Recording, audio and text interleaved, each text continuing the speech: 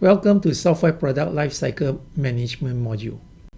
We will cover process, design, tools, testing. We will focus on the technology in these slides. Let's begin with process. In a software product management, there are 5 steps. You need to identify the customer needs and the product ideas, and this is done through design thinking, where you do behavioral analysis, user research by interviewing, surveying, observing, and you also do competitor analysis. Then you come out with an idea, develop the vision and the brand, and try to build the product using a roadmap. And usually you begin with a team-based roadmap.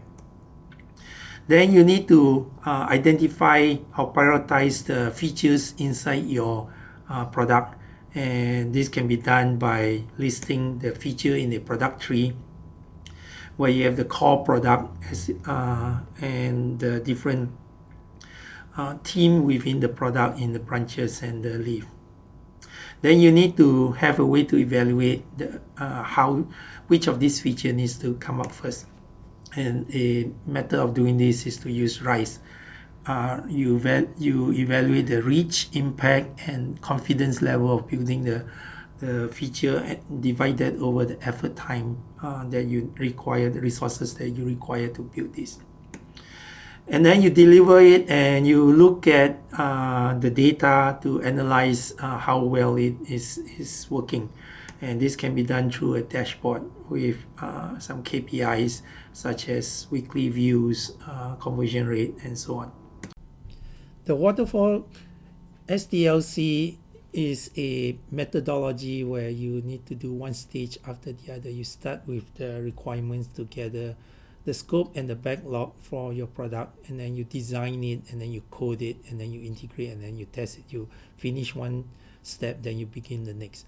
There's advantages in doing the waterfall approach. It's clear, concise. You have the complete picture of the end game, all the features you want, and this helps you design the entire architecture, which is very clean and clear to hand over. However, there are some problems with the waterfall approach. It's rigid, it's inflexible. You have to finish one stage before you begin the next, and when there are changes, is inadequate. This method means you have to start from the scratch again. Doesn't work well that way, and you don't get the user involved until the end, the system testing part. So you build a monolithic in product and you test it at the end, and the problem is high risk. You can actually build something that doesn't work, and you don't know about it until the end, which is expensive. So let's listen to this video. There was a company called Jump that we bought, which was electric bikes, and it just didn't work out. We just sucked at hardware. Software people, you're iterating, you're building incredibly quickly, and then you're like, we're going to teach these hardware people how to move fast. There's a reason why hardware is so difficult. There's a reason, you screw up your firmware, you don't get your, just everything has to come together in terms of both the hardware and the software. You're dealing with shipping issues, manufacturing issues. It's just a lot more difficult than it looks. So we bit off more than we could chew on that one.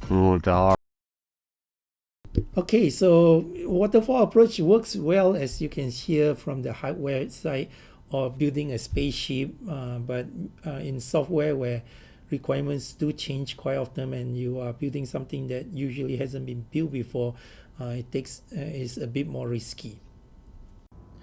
The iterative SDLC is a little bit different from the waterfall approach. Here you repeat each waterfall approach again and again. So there is a lot of advantages in this. So it's short iterations.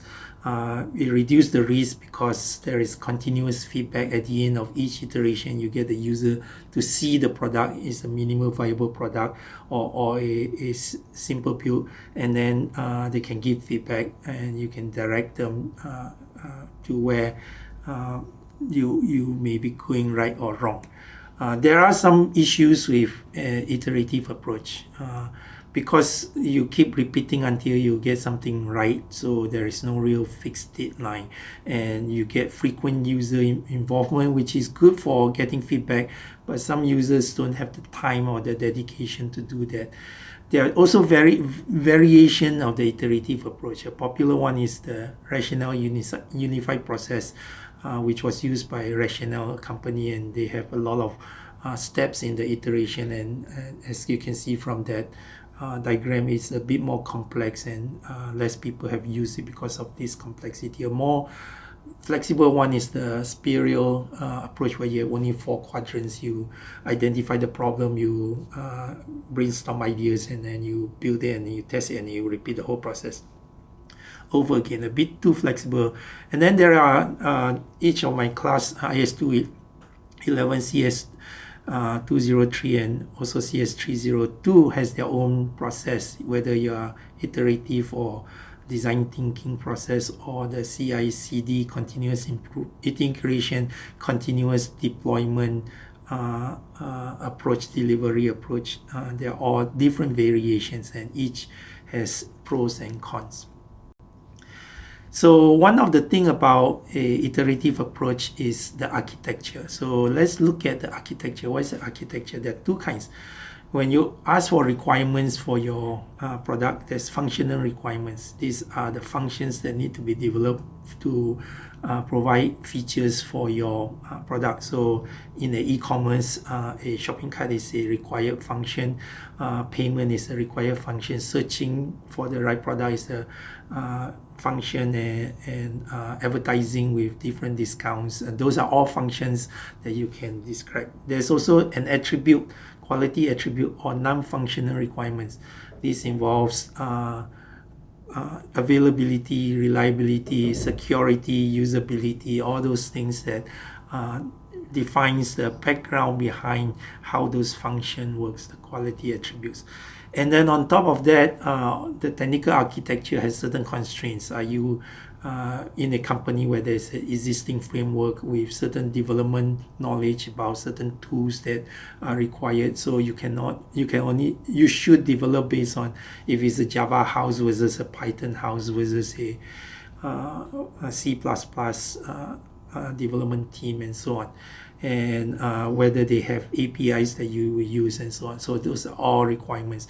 So here is a bigger picture of more detailed list of all the quality attributes. So compatibility, security, single sign-on is a requirement, and it can be a constraint, so that every product must use the same single sign-on. Another SDLC is the agile approach. So agile approach is a little bit more tied towards some manifesto instead of just an iterative approach. So they focus on individuals' interaction over process and tools. So they try not to follow a complete process in detail.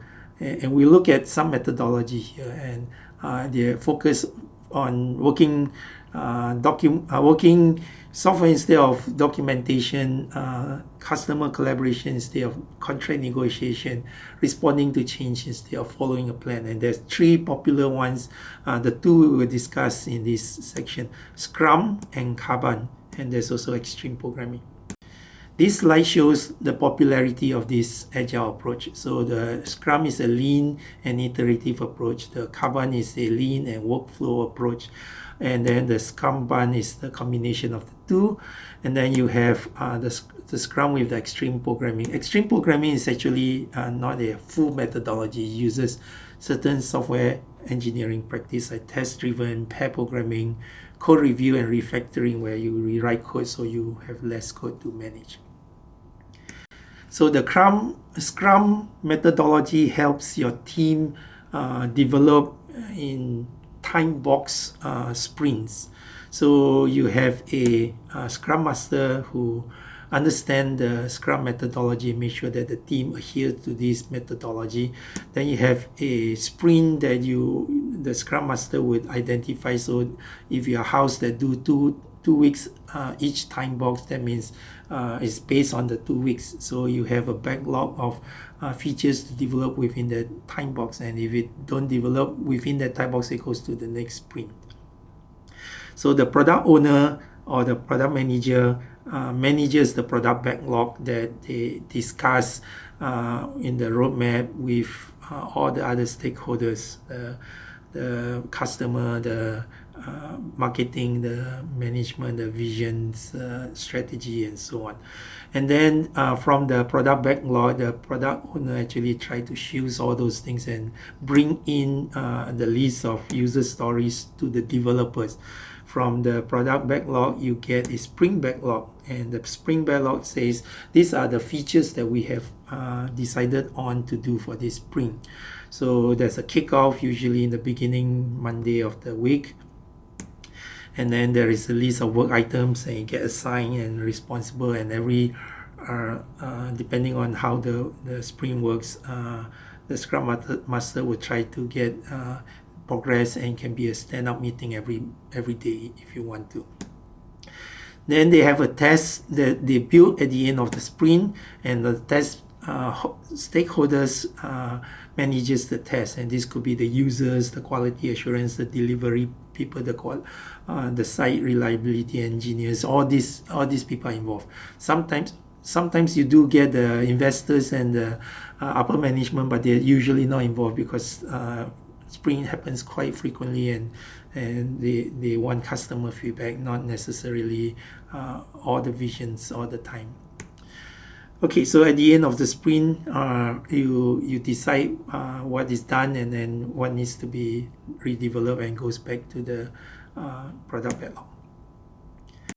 So let's look at an example of a sprint. How do you structure a 2-week sprint? I'll be super tactical. So you have a Monday leads meeting where you talk about what is the actual plan for the next 2 weeks. And you alternate between tactical and strategic there. So 1 week it's like the tactical 2 weeks, and then the week in between, it's the strategic around the next like couple of months. That's just the leads. So you align with the leads, product engineering design leads as to what you need to achieve. On the Tuesday morning, you have a team-wide like Scrum meeting that basically is your 5 to 10 people, 10 max, where you're actually saying, we've decided this is what we're going to do, and that the decision has been made. And it's all about people signing up for work. So don't assign, but have people sign up. Hey, Joe, here are our goals. What do you want to achieve and help us achieve in the next 2 weeks? And out of that meeting, you basically come back with the clear assignment of roles and responsibilities, and then any additional like deep dives that people need to have in terms of specs or designs or decisions, etc. There are no other meetings that are recurring in the entire product development process. Those are the only 2 1-hour meetings that happen. Everything else is scheduled if there is a blocker, or if there's a question, or if there is a brainstorming session, etc. So every other meeting is extremely gold and extremely well run. Okay, so you can see this is quite a difficult process, and this is one way of doing it, and there's a lot of methods of doing this. So they say they've decided on, the leads has decided on the feature for the sprint backlog, and then the developers volunteer for what to do, and different teams would do it differently. So you do want to have minimum meetings, but you do want to have feedback so that you can get this to work. Carbon is another method of development where is based on workflow. So you have a Carbon board, which is a dashboard that everybody sees, and it shows you the progress of your workflow, and you want to maximize efficiency and continuously improve if there's a bottleneck.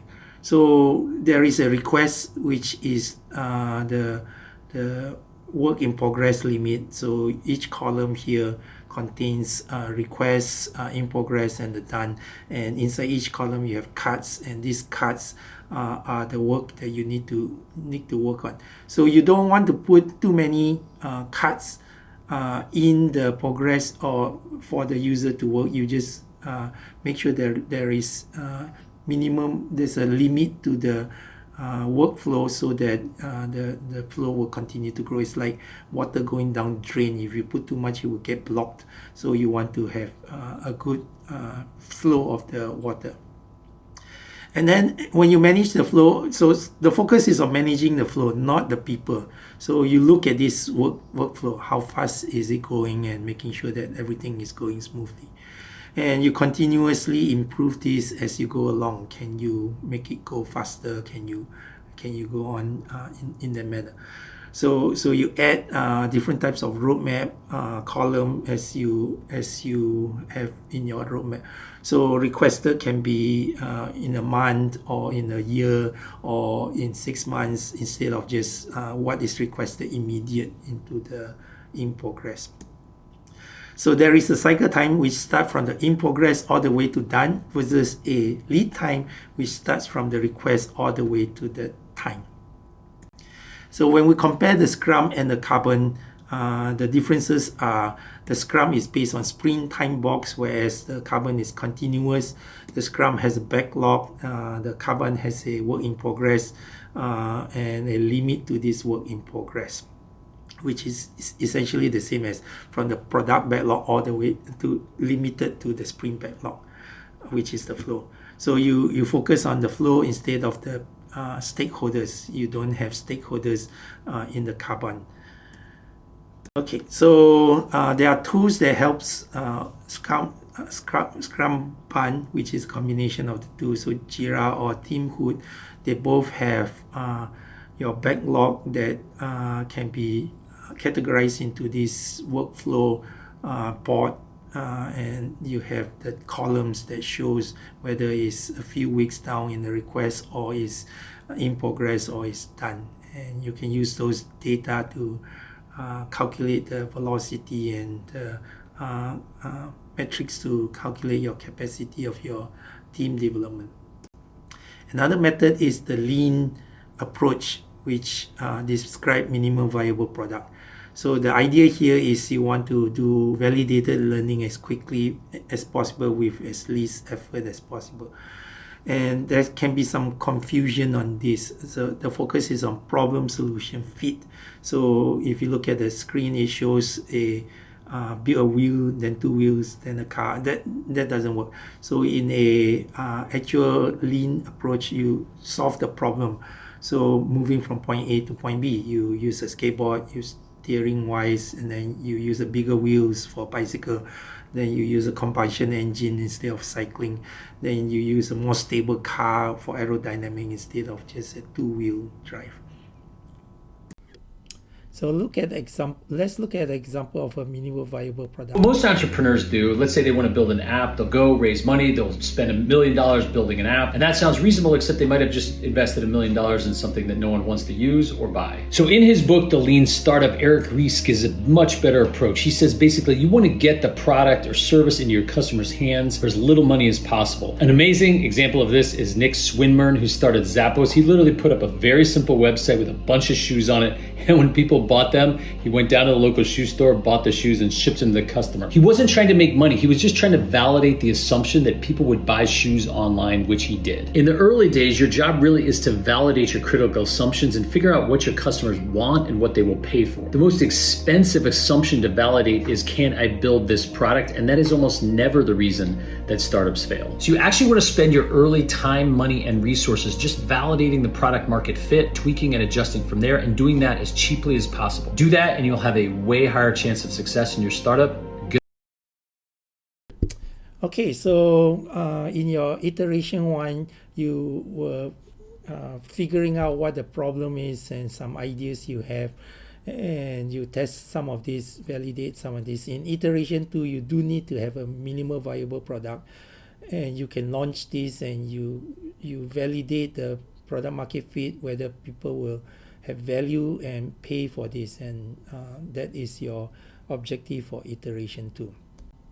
Behind each product there is a backlog, so you do need to understand you are going to create user stories on the backlog, and then the user stories as described in the class you've taken, identify who, what, and why you want to develop this, and they are grouped together into epics, and you can use a tool or you can even use post-it on the wall, and then you group those epic into teams, which was discussed in the roadmap last week.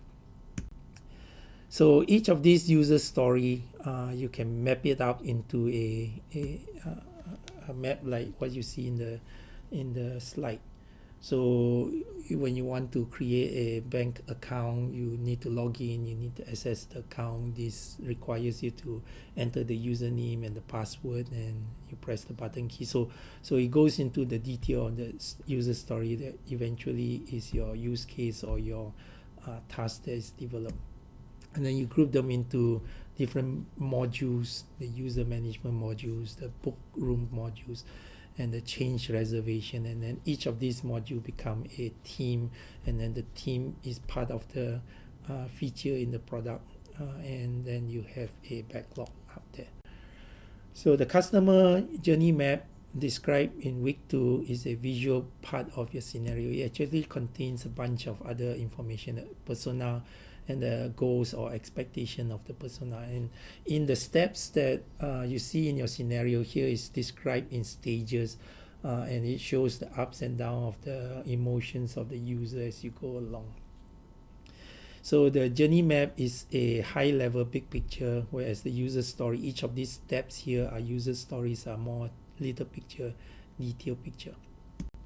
So once you get the user story, you can measure as a product manager how efficient or how productive the development team is, and you use a burn down chart. So a burn down chart lists out the progress of the feature or user story still to be developed, and the velocity is the total story point over the number of sprints. So it's the average of story points per sprint, and that helps you calculate the capacity, which is how many user story they can finish within the time span that is given, and we'll show you a video on that later on. So there is a Jeff Bezos rule, 2 pizza rule, where you're doing all this sprint, you don't want to have too many meetings like described in the earlier video. And the 2 pizza rule means if you can't fit the team with 2 pizza, you have too many people in the team. Okay, so Jeff Bezos, there you go. In the DevOps site reliability engineering methodology, SDLC, there are certain practices that they follow.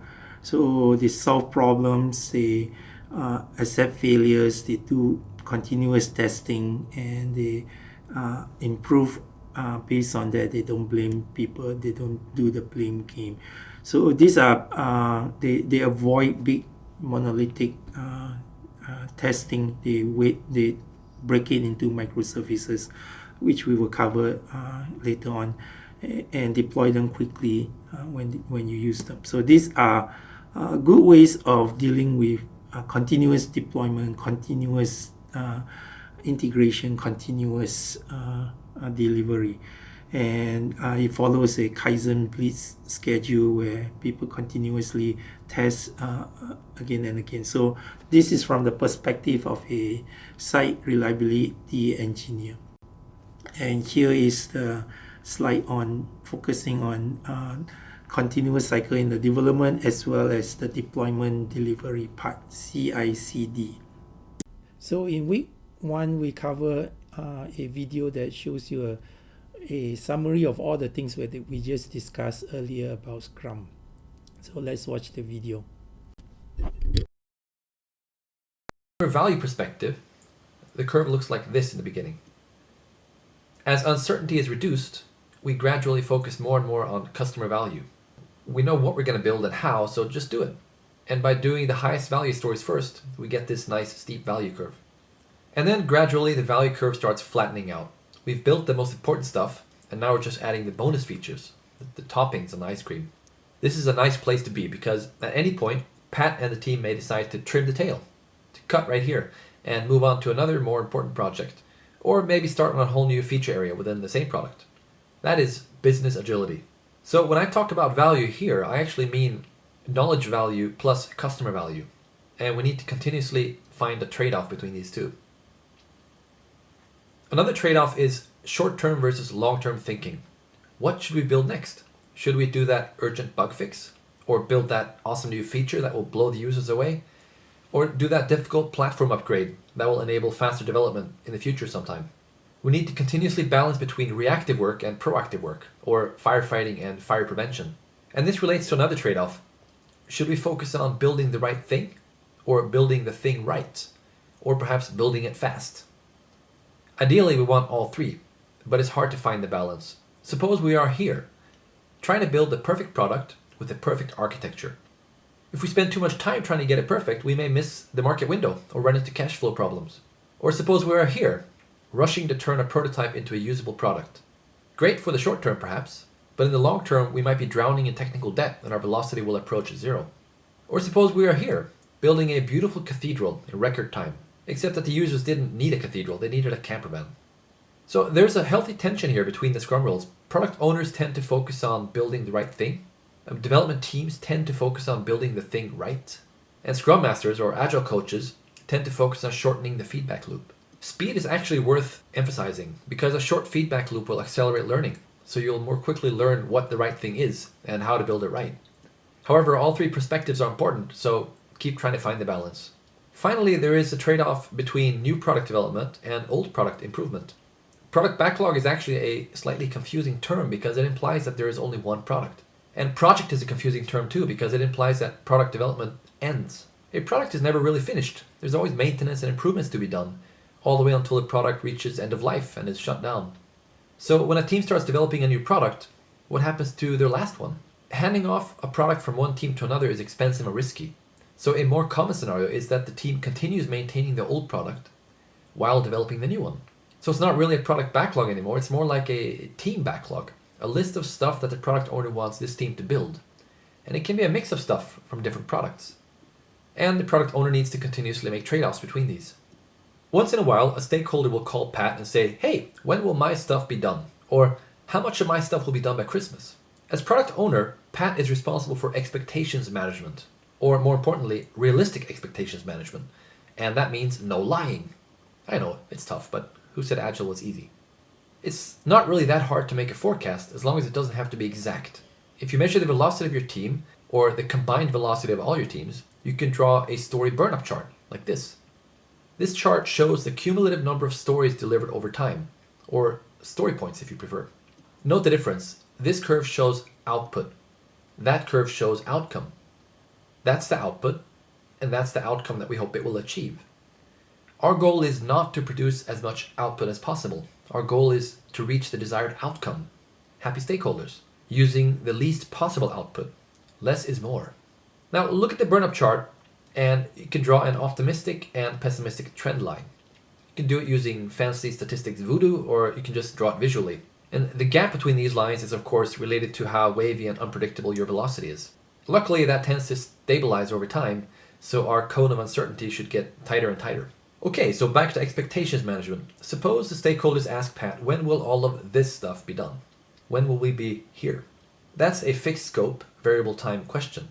So Pat uses the two trend lines to answer. Most likely sometime between April and mid-May. Suppose the stakeholders ask Pat, how much will be done by Christmas? That's a fixed time, variable scope question. The trend lines tell us, we'll most likely finish all of these by Christmas, some of those, and none of those. And finally, suppose the stakeholders say, can we get these features by Christmas? Now, that's a fixed time, fixed scope question. Looking at trend lines, Pat says, nope, sorry, ain't gonna happen. Followed by, here's how much we can get done by Christmas, or here's how much more time we would need to get everything done. It's generally better to reduce scope than to extend time, because if we reduce scope first, we still have the option to extend the time later and add the rest of the stories. Vice versa doesn't work, because darn it, we can't turn the clock backwards. Time is rather annoying that way, isn't it? So Pat puts it this way. We could deliver something here and the rest later, or we could deliver nothing here and the rest later. Which do you prefer? These calculations are pretty simple to do, so Pat updates the forecast every week. The important thing here is that we are using real data to make the forecast, and that we are being honest about uncertainty. I said no lying, right? So this is a very honest way of communicating with stakeholders, and they usually appreciate that a lot. If your organization doesn't like truth and honesty, it probably won't like Agile. Now, a word of warning. If the team is accumulating technical debt, if they're not writing tests and not continuously improving the architecture, then they will get slower and slower over time, and the story burn-up curve will gradually flatten out. That makes forecasting almost impossible for Pat. So the team is responsible for maintaining a sustainable pace, and Pat avoids pressuring them into taking shortcuts. Okay, what if we have a larger project with multiple teams, and we have several product owners, each with their own backlog for a different part of the product? Overall, the model is really the same. We still need capacity management, we still need stakeholder communication, we still need product owners who can say no, we still need backlog grooming, we still need a short feedback loop, etc. Velocity is really the sum of all output, so that can be used for forecasting. Or make a separate forecast for each team, if that makes more sense. In a multiple team scenario, however, the product owners have an important additional responsibility to talk to each other. We should organize the teams and backlogs to minimize dependencies, but there will always be some dependencies that we just can't get rid of. So there needs to be some kind of sync between the product owners so that they build things in a sensible order and avoid sub-optimizing. In large projects, this usually calls for some kind of chief product owner role to keep the product owners synchronized. Okay, that's it. Agile Okay, so this specifically is a Scrum approach. You can tell on product owner and how they use velocity and capacity to measure and communicate with the stakeholders. So your development team hopefully is shielded from the rest of the stakeholder all the time. So a product owner's work is essentially this idea of balancing between what can be developed within the time frame that you have. So the focus there was the two main thing. You want to look at outcome instead of output. So the value for the user, the customer, is more important than the number of features that you produce. So the developers don't really are involved in all that detail. So it's important you have a product owner that understands that, or you have a developer team member that will eventually become your product owner. And another point is you do need to, this guessing of velocity and all that with existing data is sometimes magic thing. How does it work? So different product owners with different teams can communicate to try to see some team members who are more productive, who are less productive. So you can get a CPO that manages all these things as well. We will now look at the design of architecture. So let's understand the difference between components and services.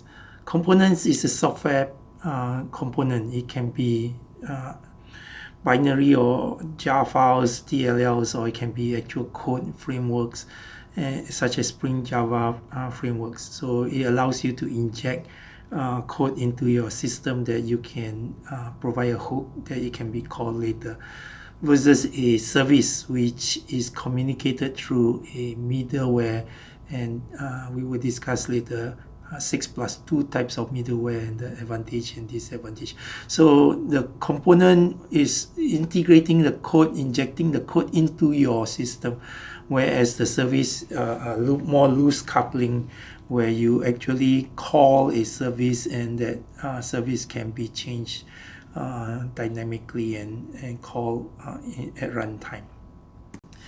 So there are 6+2 middleware API. So SOAP is enterprise way of integration. It uses XML, HTTPS, and it's used to build service-oriented architecture. It's mostly for enterprises, heavyweight, more complicated. Whereas REST is a more simplified version of that, stateless. It uses get, post method, much more scalable, and is used for microservices. Then you have your graph QL, which is graphic query language that allows you to specify data, is focused on data. And then you have the RPC, which is a newer version of the remote procedure call RPC, which is fast, that allows you to access HTTP quickly. It's also used for microservice. Then there's WebSocket that uses TCP. It's both bidirectional, long-lived, and it has advantages and disadvantages, mostly for the web. Then yes, we have webhook that allows you to register a event, and it can be called in a callback later on. Then there are others, message queuing and the messaging system. There are two kinds, the MQTT and the AMQP. They are both very useful. Messaging is essentially subscribe method, and it allows you to subscribe messages quick, and there are advantages and disadvantages of using one or the other, and there are different vendors for them. So microservice is very popular. You will learn that in your CS302 class. It's loosely coupled, fine-grained, small little bytes of components that you can use as service that can be called from various deployment. So the advantages of this is it's loosely coupled and means it can actually change at runtime. It's user get post depending on whether you use a RISC architecture, middleware, or other type, or gRPC method. Okay, so the granularity is there. Is more focused on call than data is stateless if you use REST. And then there's also the SMTP messaging way or WebSocket method.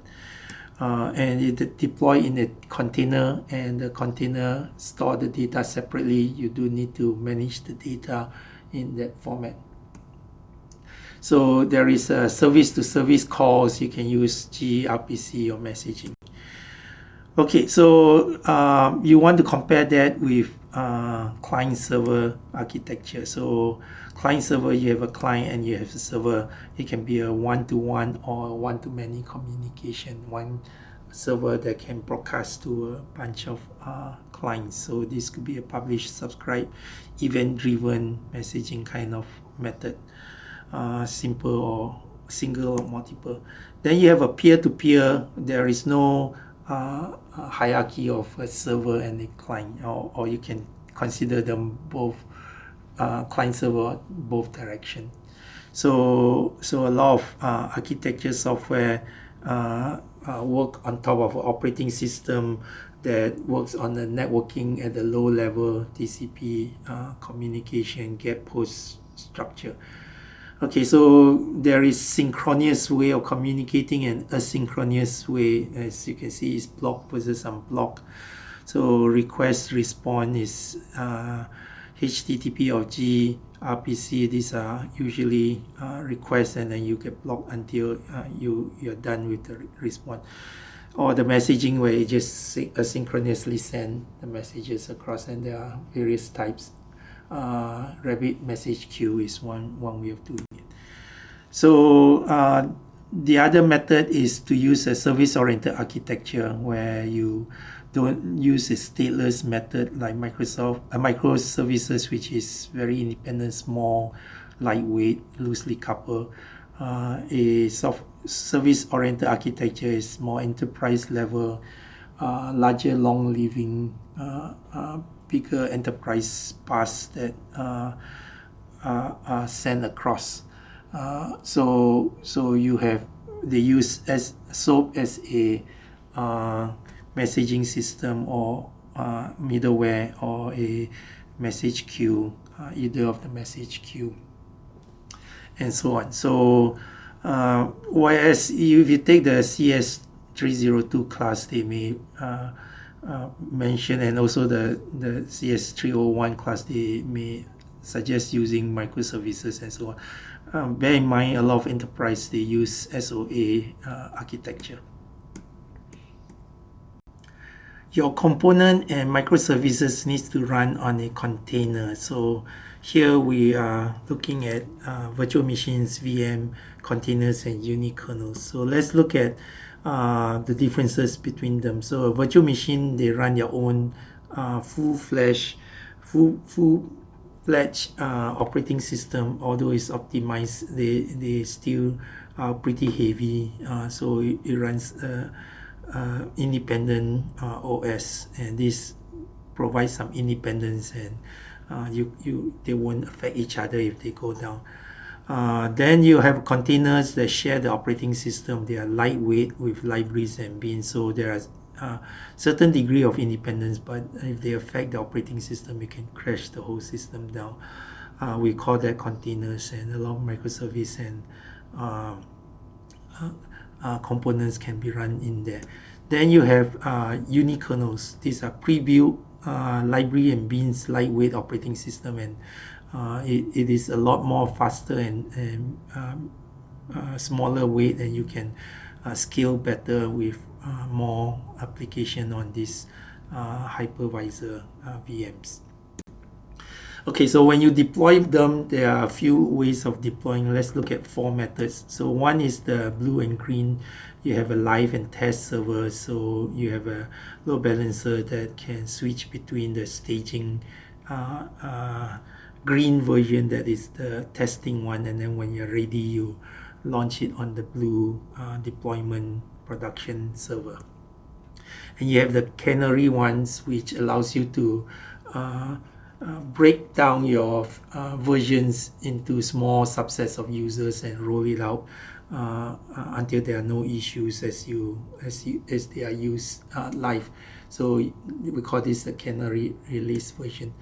And then you have the toggle one, where you have different features that you want different users to use.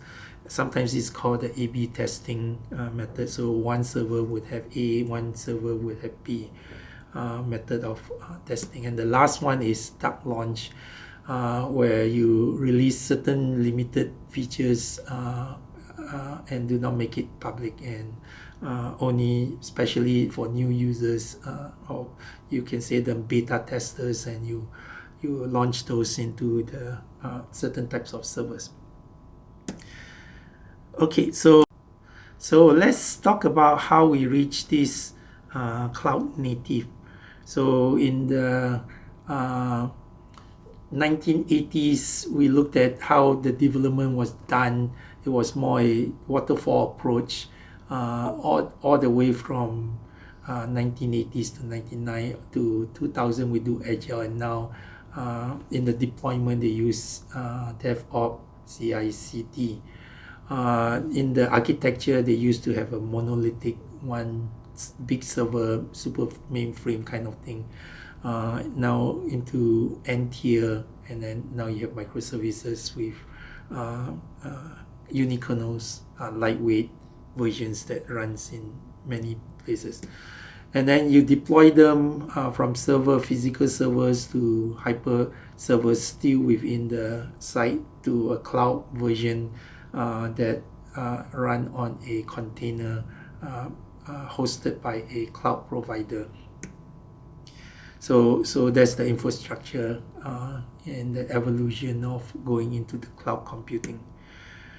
Okay, so a very popular, I think the most popular cloud computing is AWS, and they provide various types of services. You can use EC2 or ECS or ECR registry, or Elastic Beanstalk or Lambda. These are compute services that you can run, or you can, if you want to store things, you can use their S3 or EBS or EFS or S3 class. I haven't used any of this, so you have to read the details in there. And their relationship, their database services is relational database, Redshift, Aurora, or Dynamo. So when you design your architecture, it's good to have a class diagram that describe all the class objects you have using object-oriented method. And here we describe the different relationships across objects. So this is an inheritance, extends, and you have extends specialization versus use of reuse of classes and attributes, versus a composition where you compose another object inside your existing class. Okay, let's continue with tools. We have described using Jira as a tool to create your roadmap, and we describe creating epics and adding schedules. So epics can be in teams, then you add them into calendar schedules. You create the settings and the dependency, and then you share across. And there are Scrum buns dashboard. So the Jira Scrum board will break them down into columns: to do, in progress, code review, and done. And the to do can be broken into to do from last week, 2 weeks, or 6 months, or a year. So these are all part of a dashboard workflow method combined with the user story inside each of these cards. Okay, so in prototyping, we covered in the IDP class, you can use Figma, Azure, and you have low fidelity using paper prototype, all the way to high fidelity wireframing using conditional codes. So software deployment, you use GitHub to do control on your source code, Bitbucket as well. So this provide your private repository, and then once you deploy it, you run it and deploy it, you need to orchestrate, you need to monitor, you need to have an infra as a code. So there are tools such as Docker, Kubernetes, ECS that allows you to run this. So we will play some Ever wonder how videos on apps run this. so smoothly in the cloud? It's all about Docker containers. Containers are super lightweight. They cleverly share the host computer's OS kernel for efficiency. Docker uses isolation tricks like namespaces and control groups, so each container thinks it's the only one running. In reality, they are nicely isolated. Developers describe these containers in Docker files, recipe for the perfect app environment, with all its code, libraries, and dependencies packaged together. These Docker files get built into container images and stored in a repository like Docker Hub. From there, they are ready to be deployed anywhere, yes, even in the cloud. When launched, a container springs from the image, providing a clean space for the application to run smoothly. So, Docker bundles everything apps needs to run smoothly, no matter where they are deployed. So it's good to use tools like Docker that helps you rename and make the isolation deployment a lot easier process. Ever struggle to manage containers at scale? Meet Kubernetes. You put your app code and dependencies into Docker containers. Kubernetes manages those containers at scale across many servers.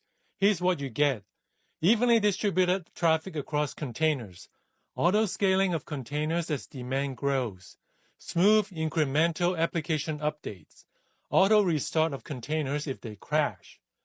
Kubernetes abstracts away infrastructure complexities so developers can focus on their code.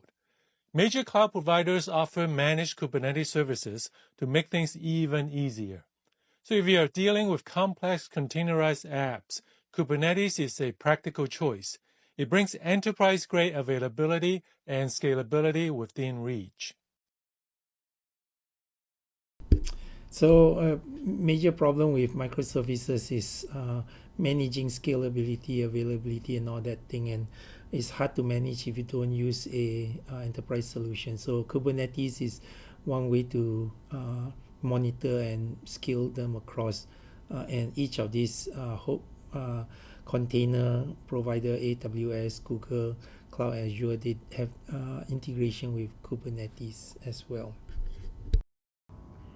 So there are other tools that you can use, such as Prometheus and Terraform, that are used to monitor your services or your components. And these are hosted on the AWS, Azure, Google Cloud. I don't know if anyone used Alibaba Cloud. I guess in China they use that.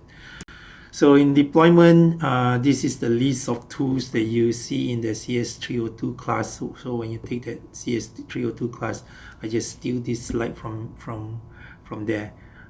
So there's Linux, Git, GitLab, Docker's, the software infrastructure as a service, AWS, container, orchestration, Terraform, monitoring, and all that. And if you add our features here, you have Jira, planning, UX design, Figma, and Jenkins to do testing as well. So there are additional tools that can be used in a product management context. So cloud as a service, so you have the three popular one, AWS, Azure, and Google Cloud. And these are all the different types of infrastructure, cloud as a service, platform as a service, or function as a service, and all the different components or services that are provided in here. So remote virtual machine, lightweight runtime, vendor control containers, or stateless event-driven short-lived services. Okay, so testing. There are three techniques: formal verification, code review, and testing, automated testing. So you can use formal proof to check the correctness of a program. You can try to use code review pair programming, which you might have used in your class. Two eyes are better than one to find bugs. And then there are automated testing, debugging tools that helps you deal with improving the quality of your software. So in a test-driven development, you have this process of going from red, green, and refactoring. This is part of a extreme programming. So you write the test case in your red step, and then you make the test plan pass the written test, and then you refactor the code again in the blue phase. So this is how it goes from red to green to blue. Yes. So in the testing pyramid, you can go from the bottom, which is code analysis. You verify the code, you check the code using formal methods, code analysis. Sometimes some programming language allows you to do pre-post to check the data that comes out of your function. The unit testing is whiteboard testing, where you look at the code and you run like PyTest or JUnit to test it. Then you have integration testing that tests each of these unit component when they integrate, and there are tools such as Jenkins, Postman, and Selenium. Then you go into black box testing component. These are like your service or your component code that you can test, and there are tools to do that testing as well. Or you go to the high level testing, visual testing, graphical user interface kind of testing with user contact. And then you have acceptance testing, where it deals with non-requirements, quality attributes as well, and you use load runner, JMeter to test load, stress, security, and so on. So you have 4 quadrants of testing, and 3 of them are you use tools and they're automated versus manual one. So in a story test, user story acceptance test, you need to identify criteria. And then in the architecture, non-functional attribute quality test, such as load testing, stress testing, you use tools to do that. And then there is unit testing, code testing, regression testing. This allows you to automate using JUnit and all that, and also the manual part. So let's look at how different companies, different product uses different types of testing, and whether you are a startup versus a MNCs, and quality category for each of these. In the context of Google Photos, we were at Google, we were planning to launch this new product, Google Photos. We kind of knew that like the world would hear about it. We would get some trial users on day one, right? We decided in that context, we better make that product pretty great for those people, because otherwise they're going to try it and they're going to be disappointed, especially so because the product's goal was to store the most important digital asset that you have, which is like your life's memories. We better make that feel like a trustworthy thing, and it better be great to use. So in that context, we decided the bar's got to be reasonably high, at least for the core parts of the product that convey that trust to people. As an example, the main grid of Google Photos, like you're scrolling your photos and it has all the squares with all your photos. We, very early on, this maybe is an answer to your previous question, decided That thing has to be very fast, very reliable. It has to work in all network conditions. There can be like no instance where you don't see your child's photo on the screen if you want to see it. And that was really hard. Like from a technical perspective, we had to do a lot of things to make that true. And it took us months to get that right. But I think that was the right trade-off for that context. Now, switching gears to like the beginning of Bump, let's say, that's another thing that I worked on. The first version of Bump, I look at it and I'm like very embarrassed by it. It was horrible. It was terribly designed. Like, who designed it? Like somebody who's never done a design before? Yes, me, right? And I think you just got to understand your context and what risks you're willing to take. For most startups, the answer is you should probably ship something and learn something from someone, and then you can make it better. If you're a big company, you might need to make something like quite good before you want to launch it. Okay, so there's a difference between a startup and a big company. Here's another difference between the big and small startup company. You'd be surprised at how many founders that we talk to will tell you that nothing they did in their job translates at all to their startup. And it's because you have so much infrastructure inside of Google or Facebook to do your job, and they have their own way of doing code reviews. Like there's just all this stuff. So when you start a startup and you have none of it and you're starting from scratch, you're dependent on those tools. There's no tooling, there's no infrastructure. You have to create everything from scratch. And so again, what's funny is like, you know, you learn a lot of stuff, but a lot of what you learn is how to use the tools of the FANG, which you don't get to use when you don't work there anymore. I think when you work on FANG, founders find that there's more they have to unlearn. I've worked with so many Google engineers who are just like, their standard for getting a product into even beta at Google is 10x what an MVP in a startup is. And they just have to unlearn. And I've had to fight with founders on that, where it's like, this would never see the light of day at Google. So understand the differences between big and small company, and how big of a process they have versus a small company. So in this exercise, you need to decide on your SDLC methodology and create your architecture diagram and present that. So you do need to have some semblance of some details here, even though you are only doing a prototype. We are done